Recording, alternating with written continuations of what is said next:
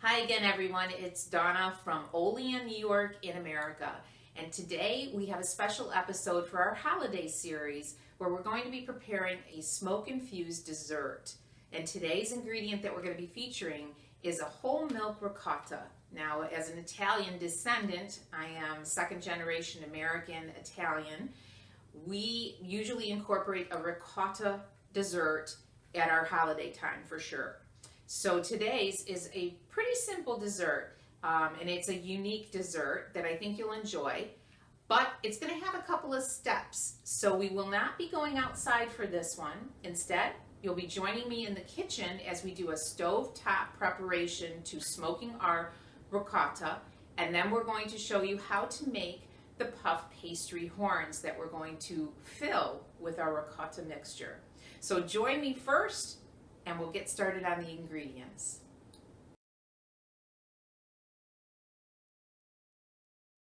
So let's introduce you to the ingredients you're going to need to do our smoked ricotta pastry horn. You probably already know that puff pastry is something that is now available ready-made, so you're welcome to make your own, but I don't do that. I usually pre-purchase. So you will need 2 sheets of puff pastry thawed according to the directions on the package. Then in America, we have what are called sugar cones, and they're an ice cream cone. They're designed to put ice cream in, and then you can consume them as well. And usually they're about 12 in a carton. So what you're going to need are some sugar cones, and this is what they look like when you take them out. And that is going to be our horn form. It's a very inexpensive way, so you don't have to go buy molds.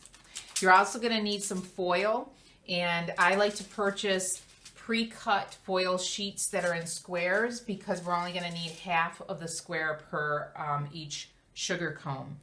Then I have 3 pounds of ricotta cheese. I have 1 egg.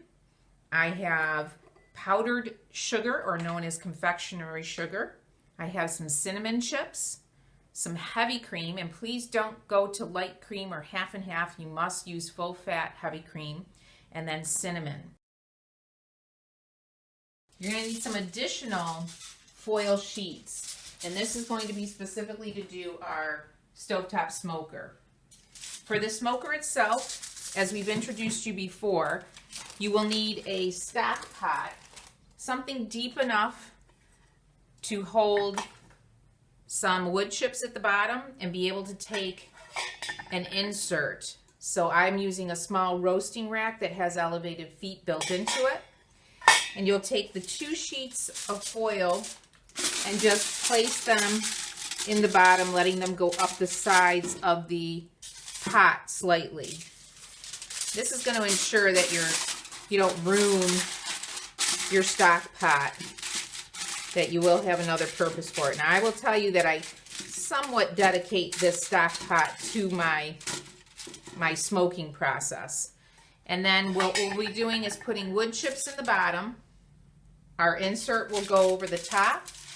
And then I also like to line my lid with foil. And this is just because all wood has creosote, and the creosote can build up on the metal. So I usually do a lining as well of my lid, just to ensure an easier cleanup. And so that's as easy as pie to get that ready. And you'll just want to make sure you test out your lid to make sure it will fit. Now the other preparation we'll need to do is on our puff pastry. So I'm going to bring that back. As you know, puff pastry comes in sheets, and when it thaws out, it does have some give. And what we're going to want to do is cut our sheets into strips that we're going to be making our horns out of. So you'll need either a pizza cutter or a sharp knife, and you're going to cut just strips out of your puff pastry. Try to make them as equal as you can.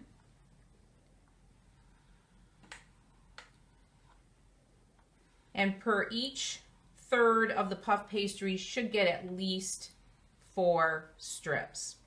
So you finish both sheets of puff pastry in the same manner, and then you'll have loose strips like this that we'll be using to apply to make our horns. So the next step for us is we're going to be meeting in the kitchen, and we're going to design our horns, get our ricotta ready to go, and then put our horns into the oven.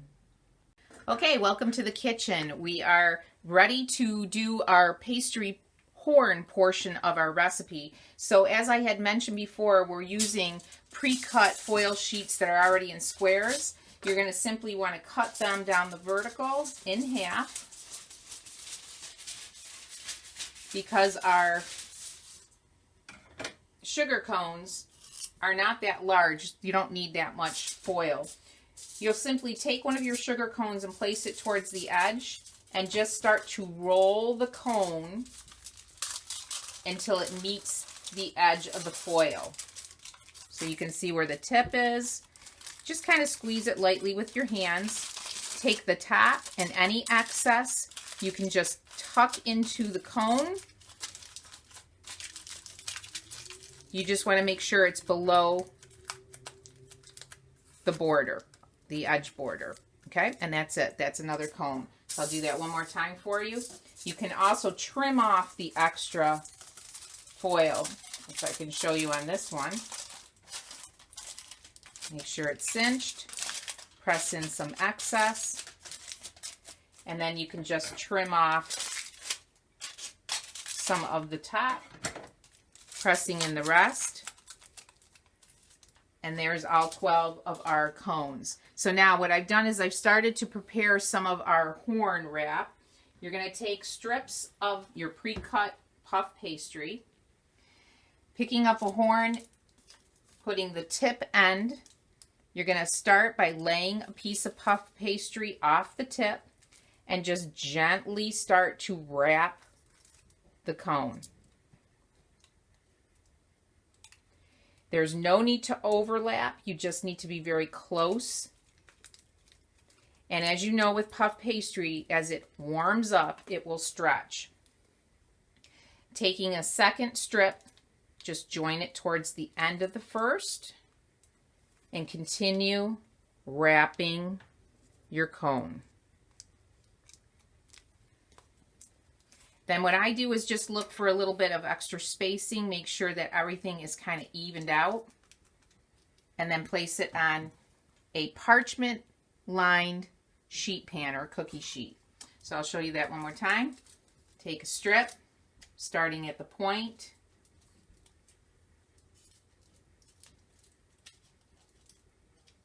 start to gently wrap it. Then you're going to take a second strip. You're going to join the first. Just pinch it just a little bit, just so that they kind of stay together. Continue to wrap around your cone. When you're finished, check that everything is even, not piled up on each other, and tight to the cone, and lay it on your sheet pan. Then the final step, after you've wrapped all 12 of your cones, we take our egg, we just cracked it, we beat it slightly. You'll take your brush and just give it an egg wash all the way around. This will ensure that your horns get a nice golden color.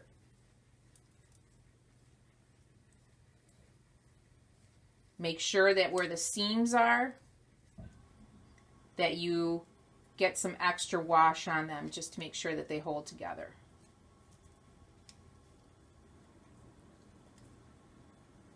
Okay, and that's what it'll look like it's finished. Place it on your tray. Finish the rest of them with your egg wash, and then these will be ready to go into the oven. But next up, we're going to get ready to do our stovetop smoker of our ricotta cheese.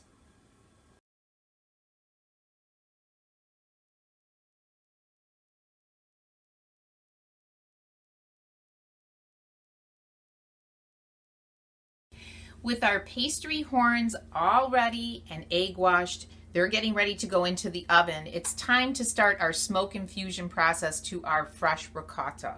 So as you recall, we took our stock pot, we put 2 small sheets of aluminum foil in the bottom.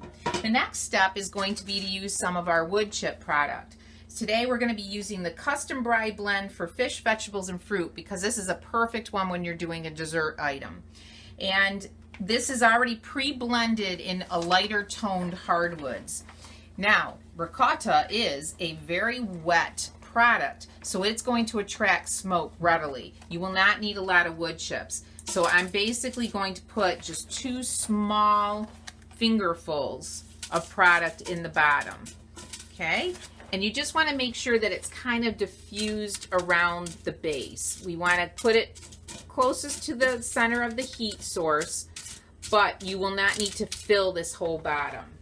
Once the chips are in, we're going to take our little rack. This is going to be our pedestal for the actual ricotta bowl to sit on. Position that next. And then we have our 3 pounds of fresh ricotta. And we're going to put that bowl right on top of our steaming rack. And that's your setup. So normally we would start our heat at about medium, and I'm on a gas range, so that's about number 4 on my dial. We would allow the wood chips to smoke first before putting the ricotta in, but for the sake today, we're going to just go ahead and start this process. Once you have 5 minutes of wood chip smoking on the ricotta, we're going to be starting the cold smoke process of this smoking process. And that means we will take the heat and turn it off and allow just the smoke that's trapped in our DIY stovetop smoker to infuse that ricotta. After about 1 hour, we will see if we like the flavor. If it's not strong enough, we'll go ahead and reignite the wood chips and do the process for about 20 more minutes. So we'll see you back here for a look at the smoked process. Okay, we're back. We have left the kitchen and we're now in our assembly location to put our horns together. So to recap, we had put our milk ricotta into a DIY stovetop smoker. We used our wood chips at the base, let them ignite and smolder for 5 minutes under the ricotta. Then we turned the heat off of our stovetop and let it sit for 1 hour. And this is the result. This is what the smoked ricotta looks like. So you'll see that it does render out some of its milk water component. And all of this is the smoky component. And we're going to just blend that briefly and then transfer this to a larger mixing bowl. Now we'll start the ingredients for our actual horn filling. So again, I'm using 3 pounds, all 3 pounds of my smoked ricotta. You can certainly alter this recipe. You want to make sure that you get that mixed up well first so that you don't have bites that are overly smoky. You want to kind of get a good consistency to this. And you will see that smoke vapor does make a slight texture difference. It will thicken up a dairy product, but in a nice way. To our smoked ricotta, we're going to add our heavy cream, our cinnamon, this is just ground cinnamon, our powdered or confectioner's sugar, and we're going to let that mix up first before we add the final ingredient. The nice thing about using the cinnamon is that it actually helps to camouflage some of the darker coloring that the smoke vapor produces to the ricotta. And this in Italian is kind of traditional to put a bit of cinnamon in with the milky ricotta. If you're familiar with cannoli, oftentimes there is a hint of cinnamon as well. It depends on which portion of Italy. I am family heritage in the southern portion in Calabria. Okay, once that's mixed, we're going to add in our cinnamon chips. Now remember, you can use cinnamon chips, you can use regular chocolate chips, dark chocolate, white chocolate, butterscotch chips. You can do peanut butter pieces.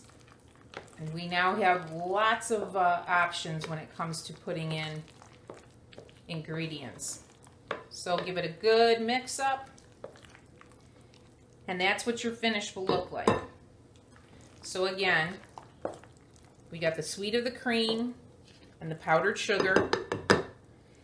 Now, we need to be able to fill our horns. So before we do that, our horns came out of the oven looking lovely golden. You will see that I have removed some of our cones. It's a simple process. When they come out, they'll start to separate. You can just give them a little twist and they come right out. You want to make sure that those completely cool.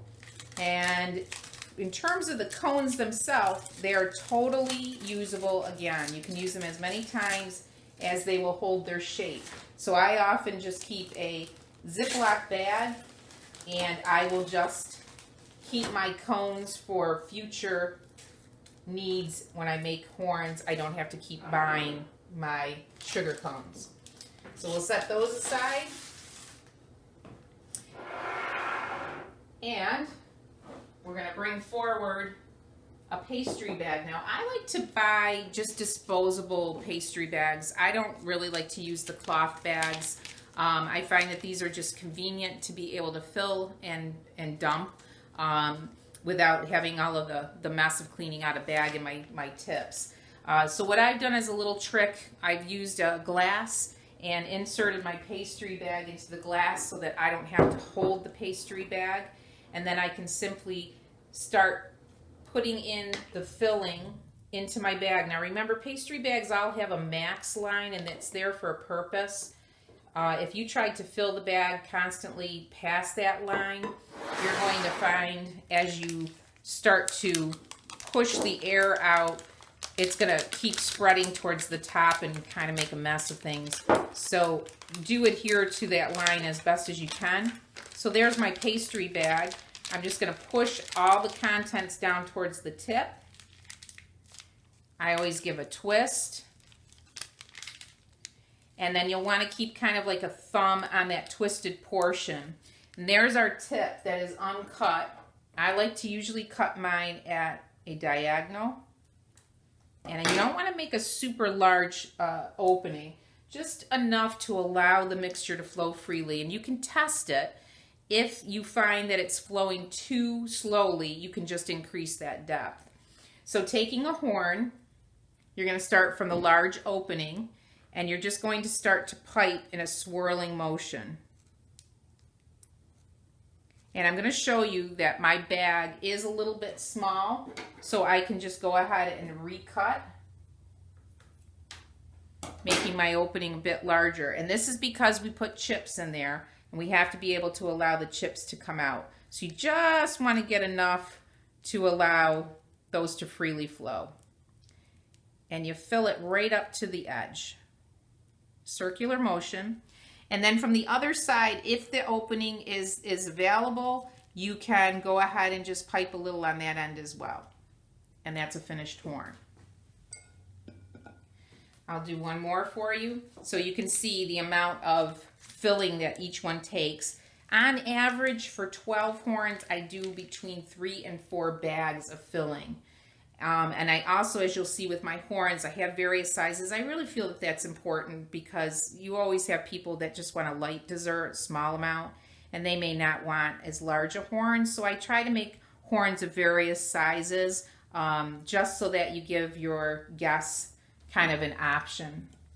So once I have filled all of my horns, you can then start thinking about what you might want to do on the ends where the cream is. So today, I have elected to do my cinnamon chips with a bit of coconut. So I'm just going to go ahead and put some shredded coconut, and I'm just using an unsweetened shredded coconut. I think this is sweet enough on its own. If you really a sweet tooth, feel free to use a sweetened coconut. And I just take the ends and I just dip them into the coconut, and then they go right to the plate. Dip and plate.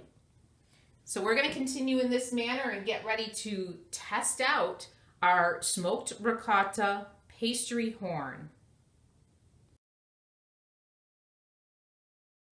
Okay, we're back with you. We have plated half of our horns after stuffing them all. I will give you a couple of tips. One, if you do find that your filling starts to go too soft and it starts to leak out of your horns, just feel free to either refrigerate or even briefly put it in the freezer. The last step that I'm going to do on ours after having dipped them into some shredded coconut is I'm just going to take a little bit more confection sugar and I'm just going to powder the outsides of the shells. And this is beautiful to do actually at Christmas time for that snow effect. So we have now our smoked ricotta pastry horns done DIY on the stovetop for the smoke infusion. And it's time for that ever-present sampling, which we're going to offer up to our best photographer, Angela. That looks good. Okay. Oops. All right, make it a small. All right, here we go.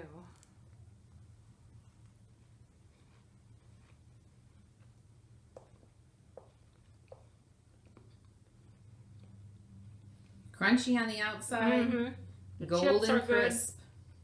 Get the cinnamon. The smoke definitely, but well balanced. Very good. Nice and creamy. All right. Nice and smooth. So now you have a wonderful dessert item to serve any time of year, but really for that special occasion. It's simple and it's quick. Now coming up in our next episode, we're going to feature another wood-fired item. This time, a wood-fired seafood bisque. And we're going to do it in a special technique way where you don't always have to light up the entire bride. So stay tuned for that one coming up. As always, enjoy your time in the kitchen or at the grill and fire up some great wood-fired foods.